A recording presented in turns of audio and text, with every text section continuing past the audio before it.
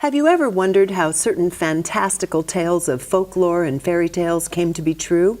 While many of us chalk that up to fertile imaginations of our ancestors or perhaps being under the influence of hallucinogens, Michael Motte is saying these tales may well be based on reality. In his book, Caverns, Cauldrons, and Concealed Creatures, Michael tells us that there are vast underground biosystems that are home to species that humanity has come to fear, specifically humanoid species that are not of Earth. Welcome. Right. Wow, what an intriguing book this is. Well, I appreciate that. I don't know if I would say they're not of Earth. I think that actually they very much are of Earth. You're right. I just had this conversation with another gentleman because we tend to think of them as otherworldly, but in fact they're just a different species here. Well, I think that what we're seeing here is a group of species, and they are to some extent related to human beings. Now, this is told in every folklore tradition around the world. We're going to get into a whole bunch of them because there are so many in different ways these beings show up, from seemingly benign and cute and friendly to terrifying. But first of all, I want to get to you, because you had an event in your young life in Morocco that wasn't very, it was terrifying to you as a young boy, because you had a housekeeper that kept, and the people in Morocco are very much ordered toward the unseen worlds and the jinn and fear of them. Well, they did fear the jinn. I remember an incident when my brother and I actually had being just kids, we had brought home a large lizard, and they just lost it. They could not handle this thing. They said it was a jinn and so forth. And of course we just laughed, and it was just a lizard. But there was another incident when we were on a river on a tour, and the boatman took us around a bend, and there was a cave up in the cliff side. And so I asked him, being 7 or 8 years old, I said, what's in that cave? And he said, he says, you don't want to go in there. And I said, why? And he said, because 𝗪𝗘𝗕𝗦𝗬𝗧 lives in there, and that she is a witch, and she is from the underworld, and all this kind of stuff, and she's really bad, and she'll come get you. She takes little kids. And this is a typical boogeyman type story. But when I got older and I was doing more research into these things, I remembered this story. And over and over again we hear this idea. But it scared you. Well, it had an effect. It definitely piqued my imagination. There seems to be a feeling in general that what is subterranean is dark and evil. I mean, going back into mythology and the journey into the underworlds and such, and dealing with demons before one can surface back into the sun, the light. Well, even going back to the oldest written story we have, Gilgamesh or Gilgamesh, he had to journey into the underworld, and he was searching for immortality. Well, the reason he was searching for immortality was because he was descended from someone that claimed to be a god. And this is a theme that you find again and again, demigods, or as the Torah in the Old Testament called them, Nephilim, or Anakim, which is very similar to Anuna, you'll notice. These are beings that are part human, and they're part of this underworld reality. And just like with today, with so-called alien abductions and things of this nature, they're fascinated by human genetic diversity, and they seem to require an influx of human genetic material. If they were from the other side of the galaxy or another star system, and they could travel at the speed of light or warp space and time or create a wormhole, their technology would be so advanced, and I'm not saying that it's not, but they would be able to recombine their own DNA, rewrite their DNA, repair any damage. They wouldn't need to come all the way out here to do it. That is true. In other words, the only reason they would do this is because in some way they are genetically related to us. And when you look have to at least adapt to this environment. Yes, exactly. Maybe they're half genetically related to us. If you look at the biodiversity of the earth, you have hermit crabs and blue whales and elephants and Maasai warriors and penguins. And if you were from another world, or just someplace you're totally isolated, if you'd lived on an island your whole life and didn't know anything about the rest of the world, and you saw all these different life forms, you would think, where in the world did all these things come from? They can't possibly come from the same place, but they do. They share a common genetic heritage. They are actually genetically similar and related from the biodiversity of the earth. Well, when you look at the things that people encounter, whether it's, so-called aliens of different types, or hairy humanoids, or chupacabras, or any number of strange creatures that people say that they've encountered, there's shock and there's awe when they see these beings, but they're astonished. They're not thinking in terms of, does this conform to an earthly vertebrate template? And without fail, it does. They always conform to an earthly vertebrate template. They have bilateral symmetry, which means both sides are basically equal, 2 arms, 2 legs, or 4 flippers, or whatever the case may be. And they are going to be either reptilian, mammalian, or a combination of the two.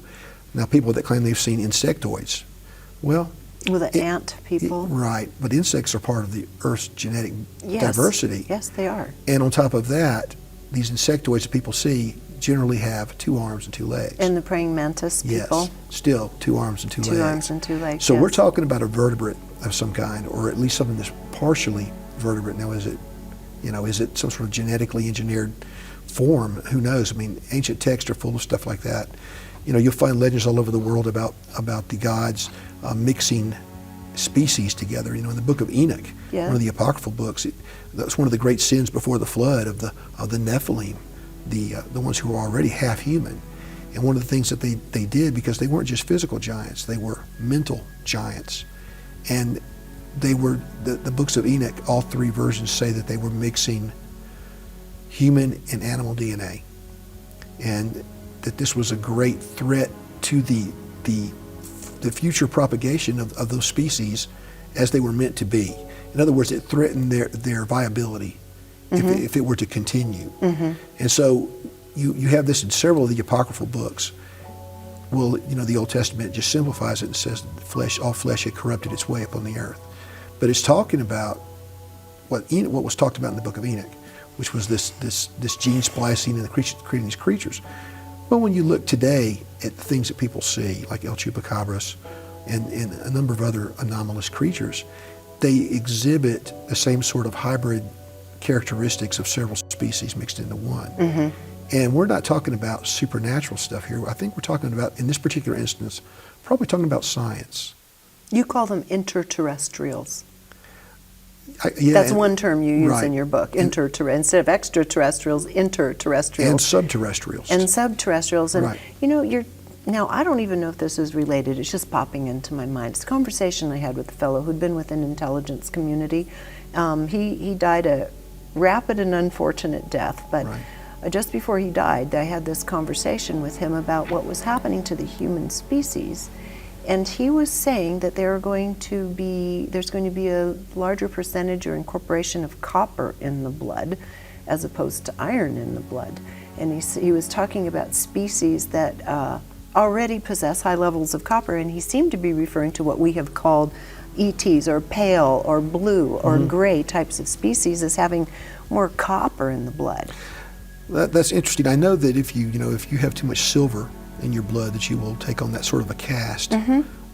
But the thing is that, again, we have to wonder what we hear. How much is disinformation, and how much is when I hear the word alien, I think anything strange to you is alien. Exactly. Right. Well, he was dealing in some pretty strange projects. Right. It was a private conversation. And I'm not saying again that there are not extraterrestrials out there in the universe. I believe the universe is teeming with life. I believe it's everywhere. And some of them are probably advanced, and they're probably, bipedal humanoid forms. But logic dictates that the huge variety of bipedal, basically reptilian, mammalian appearing creatures that have been seen by people here on Earth are not all coming here from 50 different planets. Right. They're from here, and they've always been from here. Okay, so let's start getting into more the geological aspect of the story, and explain to us what the moho is, and let's explain about different attempts to drill down deep into the Earth's crust for certain discoveries, and let's talk about this part of it. Well, we've discovered through seismology that there is an anomalous region at the crust mantle boundary, the Moho Rovesic, which is shortened to Moho. And we know that it's anomalous because when we bounce seismic waves through it, it shows valleys, troughs, peaks and troughs, and basically what looks like areas of less density. Now, some of those areas may be filled with water, air, magma, all three in different areas. But this is a worldwide structure, 20 miles down and beneath the continent and 11 miles under the sea. Under the sea.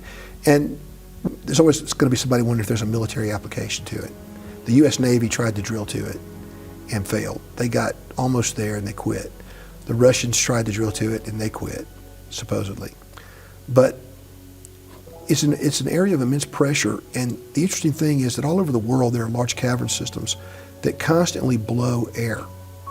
There are huge volumes of air that constantly pour out of these caves, like Blowing Cave in Arkansas, 𝗪𝗓𝗕𝗦𝗧𝗘 in New Mexico, but some of the big caves in Vietnam and other places. There are always huge, vast amounts of air pouring out of these caverns. Well, where's the air coming from? That air has to come from somewhere. So, my general feeling is it's probably coming from the Moho. I'm not sure how it's being produced. Maybe it's being produced by heat in reaction with subterranean water.